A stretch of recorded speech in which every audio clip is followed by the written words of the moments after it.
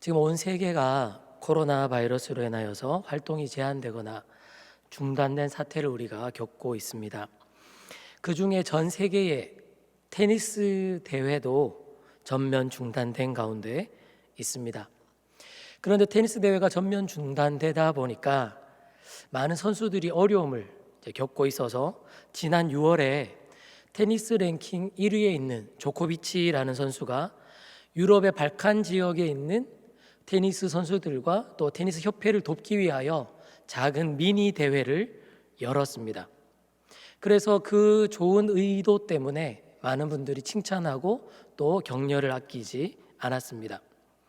그런데 대회가 막상 열리고 나니까 그 대회에 모여든 많은 관중들이 사회적 거리를 유지하지 않고 또 마스크를 쓰지 않은 사람도 있었을 뿐만 아니라 선수들 중에서도 경기가 끝나면 서로 악수하고 포옹하고 부둥켜 안고 그렇게 신체적 접촉을 하는 사람들이 있었습니다. 심지어는 대회가 끝나고 선수들끼리 모여서 파티를 열고 함께 음식을 먹고 농구 대회까지 했다 그러더라고요.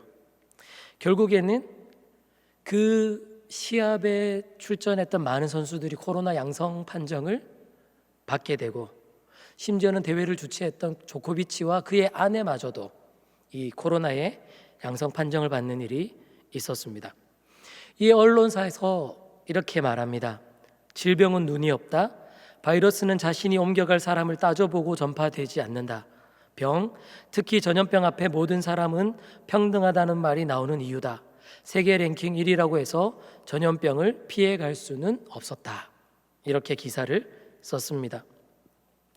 방심하고 무시하며 누구도 예외가 될 수 없고 안전할 수 없다는 것을 보여주는 좋은 사례입니다.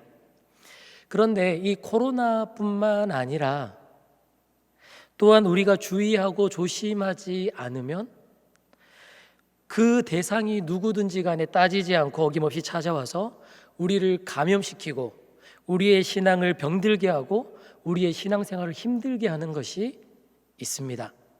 혹시 그게 뭔지 아십니까? 그건 바로 우리가 시험에 들었다 라고 말하는 실족이 그런 겁니다. 오늘 본문에 보면 오늘 본문 바로 앞에 예수님께서 나인성의 과부를 불쌍히 여겨셔서 그 아들을 살려주시는 일이 기록되어 있습니다. 예수님께서 과부의 아들을 살려주시자 오늘 본문 바로 앞에 있는 16절에 보면 큰 선지자가 우리 가운데 일어났다. 또 하나님께서 자기 백성을 돌보셨다라고 말하면서 사람들이 예수님을 칭찬하는 내용이 기록되어 있습니다. 그러자 오늘 본문 17절로 넘어오면서 예수님에 대한 그 소문이 온 유대와 사방에 두루 퍼지게 되었다라고 설명합니다. 이렇게 예수님의 소문이 점점 퍼져나가니까 세례 요한의 제자들도 예수님의 소문을 듣고 자기의 스승 세례 요한에게 이런 소문이 있어서 선생님께 말씀드립니다. 이렇게 이야기를 했다는 거죠. 그러니까 이 세례 요한이 제자들의 이야기를 듣고는 다시 제자 중에 2명을 예수님께 보내어서 이렇게 질문하게 합니다. 오실 그분이 당신이십니까? 아니면 다른 분을 기다려야 합니까? 라고 말이죠. 뭔가 이상하지 않습니까? 예수님께서 알려지시기 전에 예수님의 공생애가 시작되기 전에 예수님께서 자신에게 나오시는 것을 보고 보라, 세상 죄를 지고 가는 하나님의 어린 양이로다 선포한 것이 바로 세례 요한이었어요. 또한 예수님께서 세례를 받고자 자신에게 나오실 때 내가 당신에게 세례를 받아야 되겠거늘 어찌하여 당신이 나에게 나오십니까? 이렇게 예수님에게 물었던 사람이 바로 세례 요한이었습니다. 심지어는 세례 요한이 세례를 베풀었을 때 예수님이 물 위에 올라오실 때 하늘에서 성령이 비둘기같이 예수님의 머리 위에 임하시는 것을 보고 이분은 하나님의 아들이다라고 선포했던 사람이 바로 세례 요한입니다. 그렇게 예수님에 대해서 분명하고 확실하게 누구보다 정확하게 설명하고 소개했던 사람이 세례 요한인데 그 세례 요한이 지금 오늘 본문에서 오실 그분이 당신이 맞습니까? 아니면 우리는 다른 분을 기다려야 합니까? 이렇게 질문을 하고 있더라는 거죠. 왜 그랬을까요? 사실 지금 오늘 본문에 있는 이 세례 요한은 감옥에 갇혀 있는 상태입니다. 마가복음 1장 14절에 보면 예수님께서 공생애를 하시기 전에 세례 요한은 잡혀서 감옥에 갇히게 됩니다. 아마도 예수님께서 세례를 받으시고 잠시 사막으로 광야로 물러나셨을 때 그때 세례 요한이 잡혔던 것 같습니다. 그리고 그 이후로 세례 요한은 추록하지 못하고 나중에 헤롯에 의해 죽임을 당하게 되죠. 우리가 이런 세례 요한에 대해서 한번 생각해 봅시다. 세례 요한은 태어나기 전에 이미 구별되었던 사람입니다. 그리고 또한 자라나서 가죽 털옷을 입고 메뚜기와 석청을 먹으면서 구별된 사람이고요. 그리고 예수님께서 하나님의 아들이시고 세상을 구원하실 메시아이심을 한눈에 알아봤던 사람이고 또한 예수님을 그렇게 소개하며 선포했던 사람입니다. 그런데 이 세례 요한도 사람인지라 자신이 잘못한 것이 없음에도 불구하고 감옥에 갇히게 되고 그리고 갇혀있는 그 시간이 길어지고 이것이 풀려나게 될지 아니면 헤롯에 의해 자신이 죽게 될지 불안함이 엄습해오자 세례 요한은 힘이 들었던 것 같습니다. 그런데 소문이 들려오는데 자신의 존재는 점점 사람들의 기억 속에서 희미해져 가고 잊혀져 가는데 예수 그리스도의 이름은 점점 높아지고 그 명성은 많아지는 것을 들으니까 또한 한편으로도 힘들었던 것 같습니다. 그런데 세례 요한이 정말 예수님에 대해서 실족하게 되었던 결정적인 이유는 뭐냐 하면 세례 요한이 기대하고 소망하고 바랐던 메시아에 대한 이미지와 지금 예수님에 대해서 들려오는 그 소문의 이미지가 너무 상이했기 때문입니다. 무슨 말이냐 하면 세례 요한은 메시아라고 한다면 강력한 심판을 내리실 수 있는 그런 메시아를 기대했습니다. 악인은 완전히 멸하고 의인은 완전히 구원해 주시며 그리고 이스라엘을 영화롭게 하실 그런 분을 기대하고 있는 것이죠. 한번 생각해 보십시오.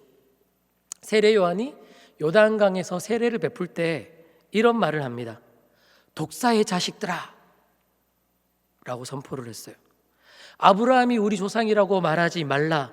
도끼가 나무 뿌리에 놓여져 있으니 좋은 열매를 맺지 아니하면 나무마다 찍혀 불에 던져지리라 이렇게 설명했어요. 세리들은 부과된 것 외에 거두지 말고 군인들은 다른 사람의 것을 강탈하지 말고 거짓으로 고발하지 말고 받는 급료로 족한 줄로 알라 그랬어요. 몰려온 많은 무리의 사람들에게는 너희가 옷 2벌 있다고 한다면 1벌은 나눠줄 것이고 먹을 것이 있는 사람도 그렇게 하라라고 외쳤습니다. 요즘 젊은 사람들의 표현을 빌리자면 사이다 발언이에요. 돌직구입니다. 그런데 이렇게 세례 요한은 모든 것에 대하여 강력한 심판, 의와 악을 분리하고 선을 긋는 그런 사람이었는데 예수님은 그렇지 않다는 거예요. 지금 세례 요한이 왜 옥에 갇혔습니까? 헤롯에 대하여 동생의 아내를 취하는 것은 잘못됐습니다. 이렇게 외치다가 지금 감옥에 갇힌 거거든요. 그런데 자신이 받은 신탁에 의하면 자기 뒤에 오시는 분은 그 메시아는 자기보다 능력이 많으신 분이에요. 자기보다 더 훌륭하신 분입니다. 자기는 그분의 신발끈도 묶기에 버거운 사람이라고 자기를 소개했다는 말이죠. 그러면 예수님이 오셔서 해야 될 일은 무엇이었을까 생각했을 때 세례 요한은 예수님이 오셔서 강력한 심판 그것을 행하시리라 믿었습니다. 지금 어려움을 당하고 있는 이스라엘을 구원해 주시고 감옥에 갇혀 있는 자신을 살려 주시고 그리고 또한 로마로부터 이스라엘을 독립시켜 주시고 그리고 주변의 강한 나라들을 꺾어 주시고 이스라엘을 가장 강하게 해주실 메시아를 기대하고 기다리며 소망하고 있는데 예수님의 소문들이 들려오는데 그분은 세리와 창기의 친구들이라고 소문이 났습니다. 문둥병자를 고쳐주시고 사마리아 땅에도 복음을 전하시고 심지어는 이방인의 땅에까지도 복음을 전하시기를 주저하지 않는 분으로 이야기가 들려옵니다. 아이들을 기뻐하시고 과부를 위로하시고 누구에게나 하나님은 사랑하신다라고 그런 자비와 사랑을 선포한다는 이야기가 들려오는 겁니다. 세례 요한은 이게 아닌데 혼돈과 의문에 빠져 있습니다. 그러하기에 요한은 지금 실족하게 되고 자신의 제자들을 보내어 당신이 오실 그분이십니까? 아니면 다른 사람을 기다려야 합니까? 왜 강력한 심판을 하시지 않습니까? 그렇다면 당신은 메시아가 아닌 것 아닙니까? 지금 요한은 이 말을 예수님께 묻고 있더라라는 겁니다.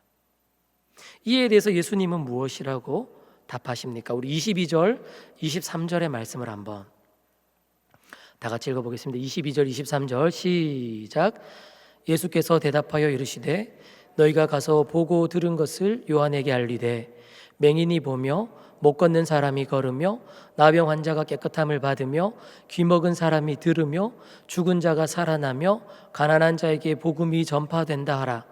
누구든지 나로 말미암아 실족하지 아니하는 자는 복이 있도다 하시니라. 아멘. 세례 요한이 뭐라고 질문을 했죠? 오실 그분이 당신이 맞습니까? 그럼 예수님이 yes or no 하시면 되잖아요.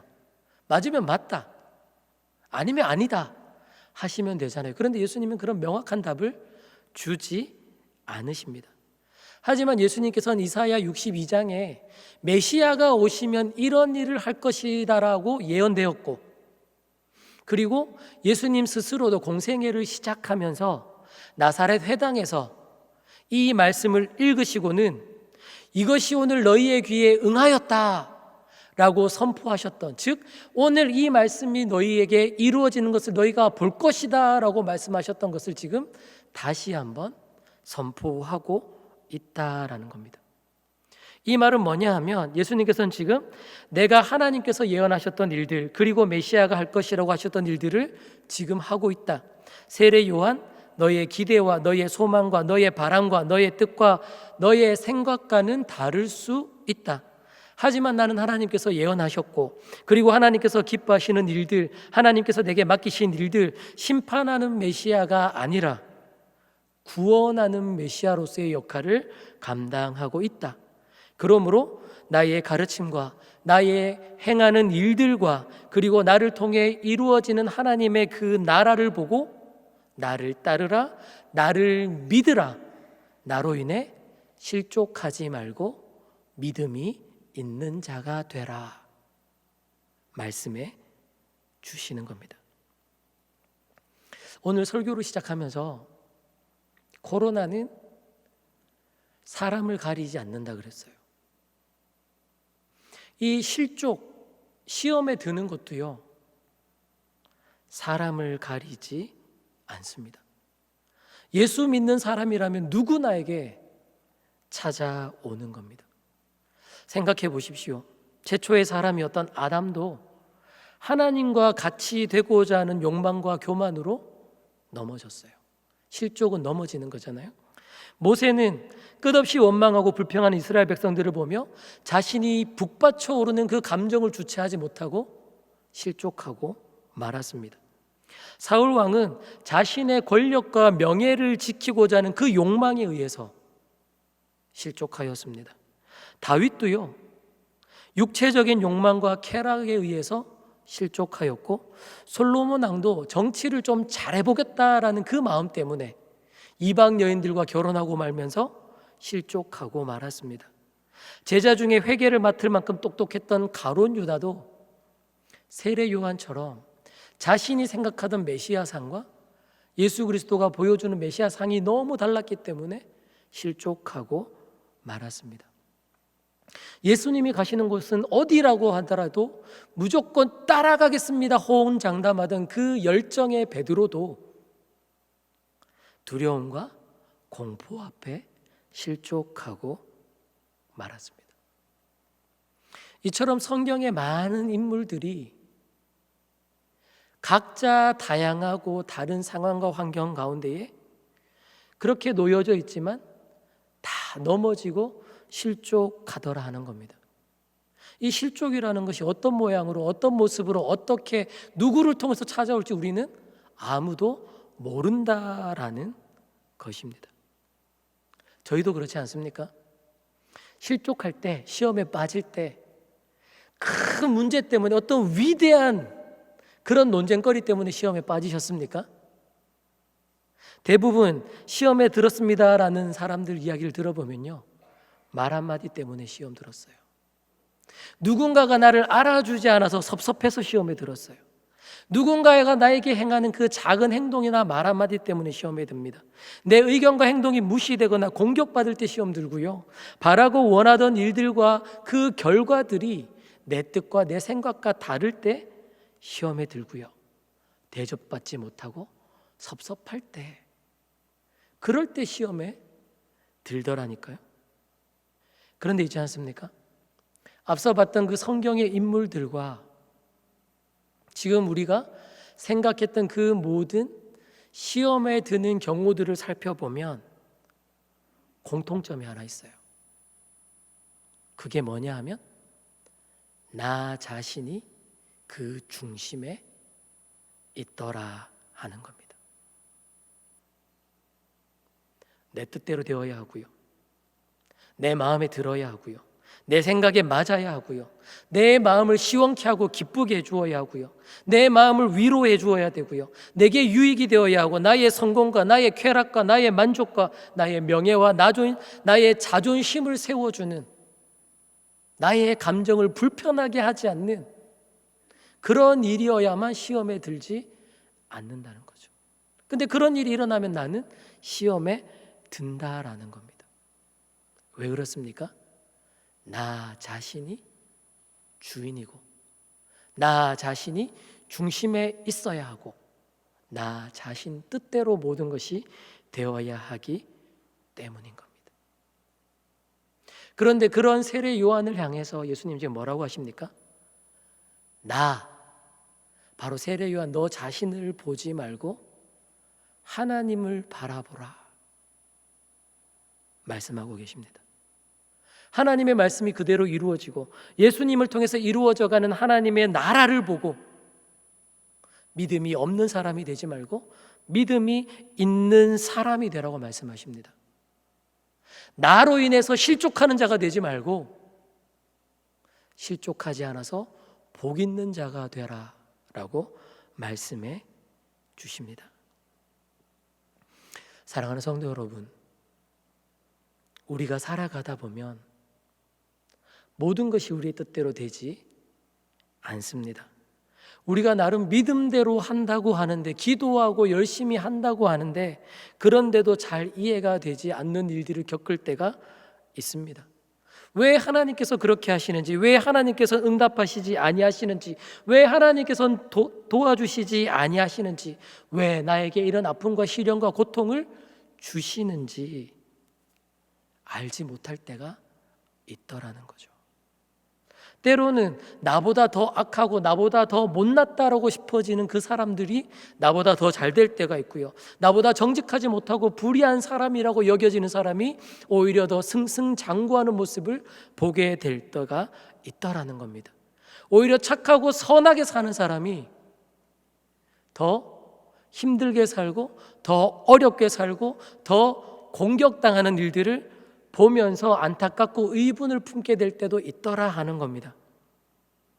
그리고 최근에 일어난 코로나 때문에 힘들어 하시는 분들도 많이 계시지 않을까라는 생각을 해봅니다. 새해에 들어가면 국가고시도 보고, 새해에 가면 직장도 옮기고, 새해에 들어가면 새로운 사업을 시작하고, 새해가 되면 이런 준비를 하고, 이렇게 계획하고, 주님 도와주옵소서, 이렇게 하는 것이 하나님께 영광이 되지 않겠습니까? 수만 가지 기도를 하고, 수만 가지 준비를 하고, 온 열심을 다해서 집중해서 준비했는데 코로나가 오므로 말미암아 모든 것이 물거품이 되고, 오히려 경제적으로는 더 어려워지고 있고, 그리고 정치적으로나 혹은 종교적으로나 한국교회가 하는 모습들이나 모든 문제에서 왜 이런 일들이 우리에게 일어나는지, 왜 하나님은 침묵하시는지, 왜 하나님은 이렇게 이것을 그저 당하고만 있게 하시는지 알 수 없는 수많은 문제들 앞에서 교회 가지 말까?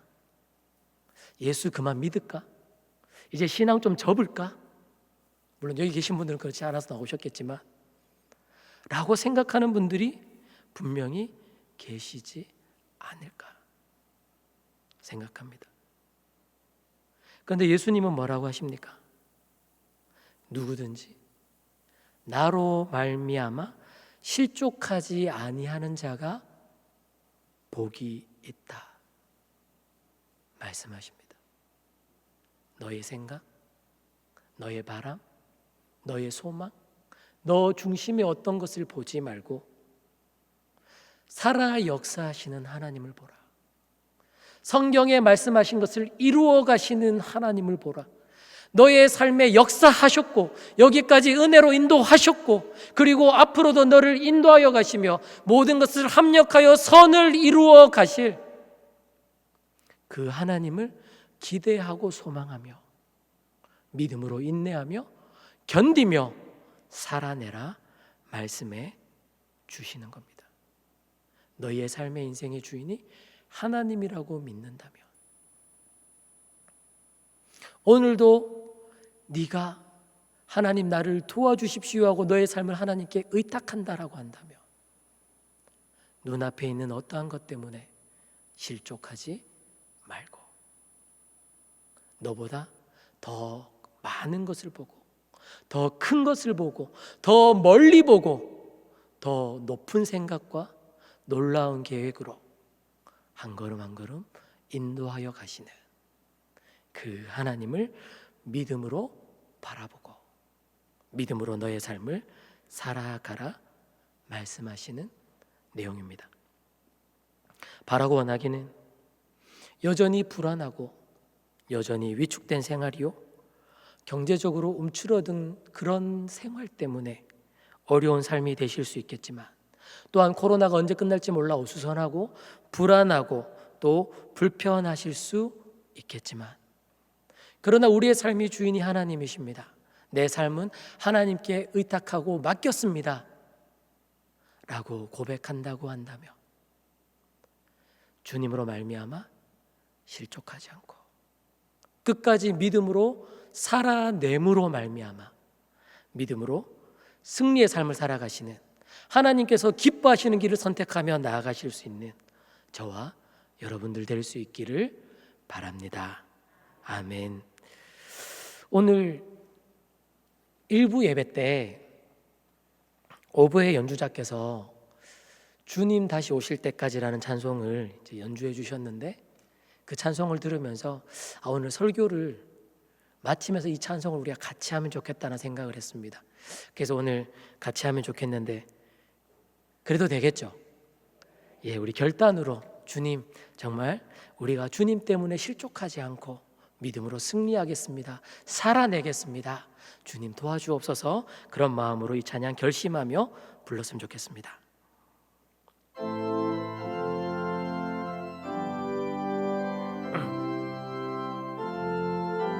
주님 다시 오실 때까지 나는 이 길을 가리라.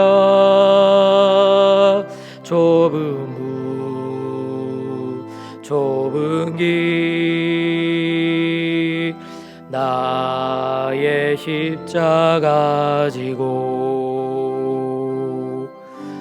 나의 가는 이 길 곁에서 나는 주님을 보리라. 영광의 내 주님 나를 맞아주시리. 주님 다시 오실 때까지 나는 일어나 주의 영광 온 땅 덮을 때 나는 일어나 노래하리.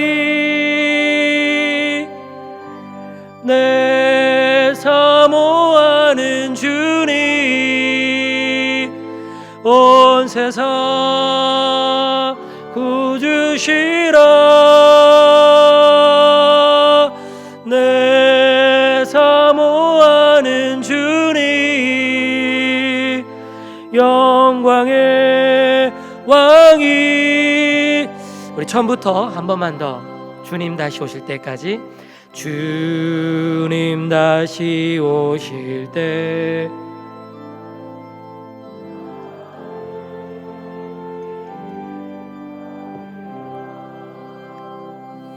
좁은 문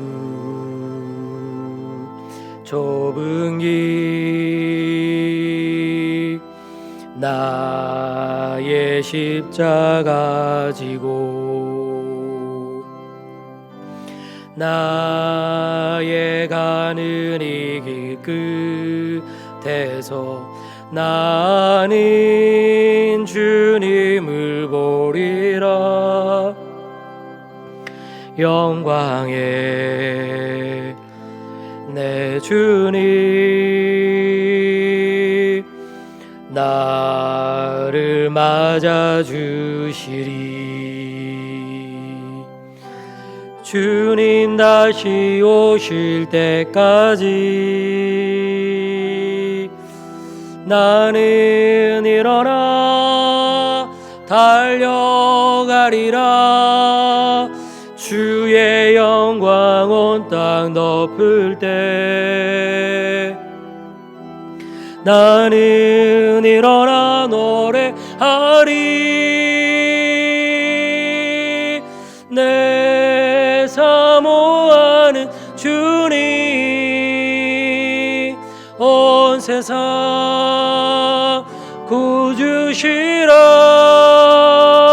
구주시라. 내 사모하는 주님 영광의 왕이시라. 하나님 아버지 감사합니다. 때로는 우리가 주님 안에 믿음으로 달려가며 주님께 대하여 바라고 소망하고 기대하는 많은 일들이 있습니다만 때로는 그것이 우리의 뜻대로 되지 않고 때로는 우리가 기대하는 것들과 다르게 이루어지는 것을 볼 때 우리는 마음이 아프고 또한 여러 가지로 마음이 어려워지는 것을 겪습니다.